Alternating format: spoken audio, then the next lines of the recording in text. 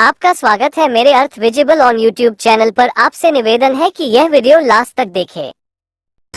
ये जो आलस करते हो ना तुम, ये एक दिन तुम्हें इसी तरह ले डूबेगा जैसा मैं अभी बताने वाला हूँ। ये आज हिंदुस्तान के लाखों जवान लड़के लड़कियों का हर रोज का किस्सा है। दिन शुरू होता है उस समय जब पूरी दुनिया जाग चुकी होती है। बड़े बड़े लोगों ने इतने समय में खूब पैसे भी कमा लिए होते हैं। सूरज अपना आधा काम कर चुका होता है और पढ़ने वाले लोग अपनी आधी पढ़ाई कर चुके होते हैं। उस समय से शुरू होता है इस हारे हुए इंसान का दिन। दिन शुरू होना एक अलग बात है, लेकिन ये दुनिया उसे शुरू कैसे करती है ये जानकर और मजा आएगा। दिन की शुरुआत होती है एक बेशर्मी के अफसोस से।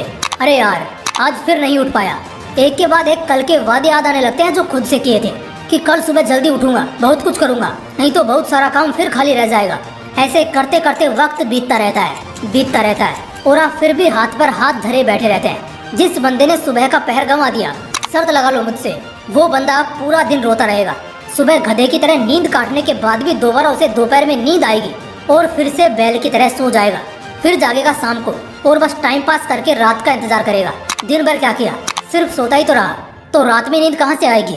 पड़ा रहेगा बिस्तर में, सोचेगा यार कल से तो पक्का उठूंगा, सुबह एकदम 4 बजे सुबह उठूंगा और कल से मैं सुधर जाऊंगा, कसम से यार मैं बदल जाऊंगा। बस इसी सोच के साथ बंदा सोचता है, अरे लेकिन ये सब तो कल सुबह से करना है ना। अभी के लिए बस थोड़ी सी देर के लिए, बस 2 मिनट के लिए इंस्टाग्राम देख लेता हूँ। और फिर एक बार इंस्टाग्राम का उद्घाटन हुआ और एक रील पर नजर पड़ी। फिर धड़ाधड़ कम से कम 5-7 रील से पहले मन नहीं भरेगा और कम से कम 100 रील देखे बगैर आंखें नहीं थकेंगी। लेकिन इसके बाद भी कहाँ सद्बुद्धि आती है हमें। पड़े रहेंगे फिर बिस्तर में और कूदेंगे मजे लेने के लिए दूसरे सोशल मीडिया के सोर्स पर।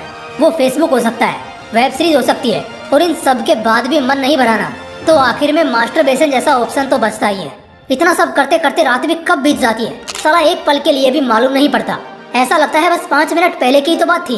फिर अचानक से रात के 2 बजे बुरे बुरे से ख्याल आते हैं दिमाग में, दुख के बादल छाते हैं किस्मत में। एक के बाद एक बहुत सारे दिल दुखाने वाले और फिर शर्मिंदगी वाले सवाल उठते हैं जहन में।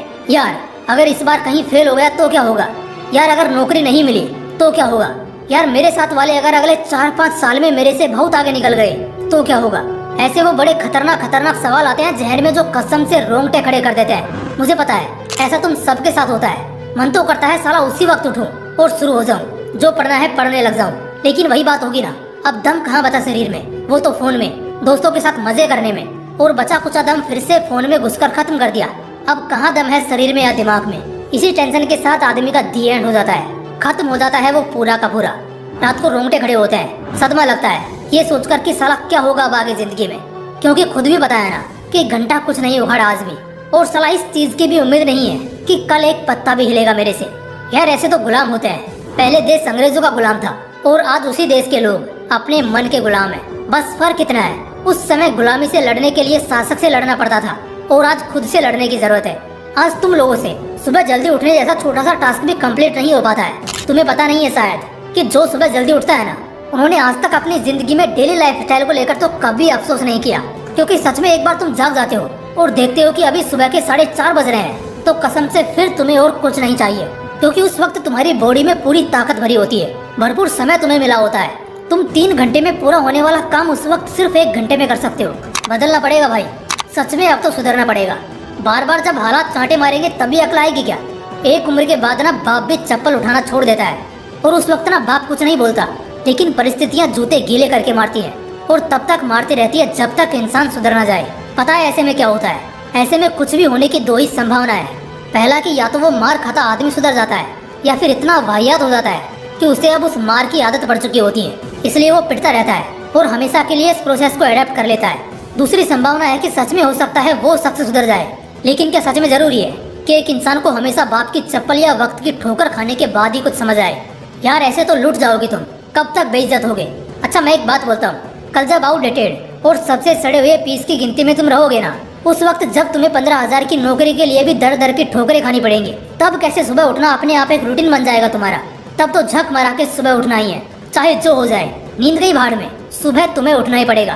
तो 100 बातों की एक बात, इतना सब होने के बाद भी तुम उसी रास्ते पर आओगे, तो इससे बेहतर है कि अभी वक्त रहते सुधर जाओ, संभल जाओ और अपनी हकीकत को पहचान कर सब कुछ बदल डालो।